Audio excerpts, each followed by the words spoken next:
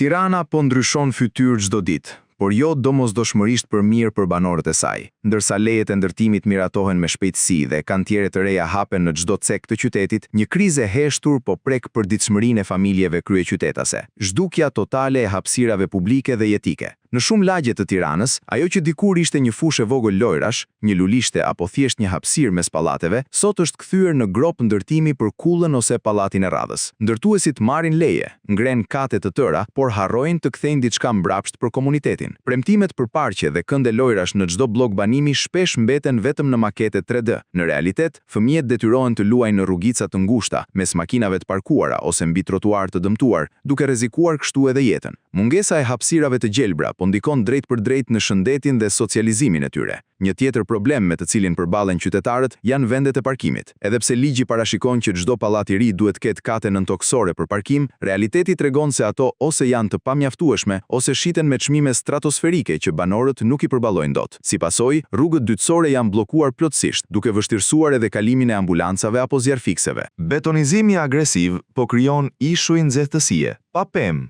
dhe pa hapësira të hapura mes pallateve, ajri bëhet më i mbytshëm dhe ndotja akustike mjedisore arrin nivele alarmante. Një tjetër problem mbetet cilësia e jetesës për moshat e treta. Pa dritë dielli dhe pa një stol ku mund të ulen e të bisedojnë, të moshuarit mbyllen brenda 4 mureve, të izoluar nga pjesa tjetër e qytetit. Ekspertët e urbanistikës ngren pitpyetje të mëdha mbi mënyrën se si jepen lejet e ndërtimit. Sipas tyre, interesi i përfitimit financiar afatshkurtër të ndërtuesve po triumfon mbi interesin publik, edhe pse planet rregulluese flasin për Tiranën e gjelbër, mjafton një xhiro nëpër lagje për të kuptuar se betoni ka fituar betejën me gjelbërimin. Nëse nuk ndërhyet me urgjencë për të vendosur kushte strikte, ku asnjë pallat të mos ndërtohet pa garantuar më parë hapësirën e gjelbër, këndin e lojrave dhe parkimin e nevojshëm, Tirana rrezikon të kthehet në një qytet të pajetueshëm ku njerëzit thjesht strehohen, por nuk jetojnë dot.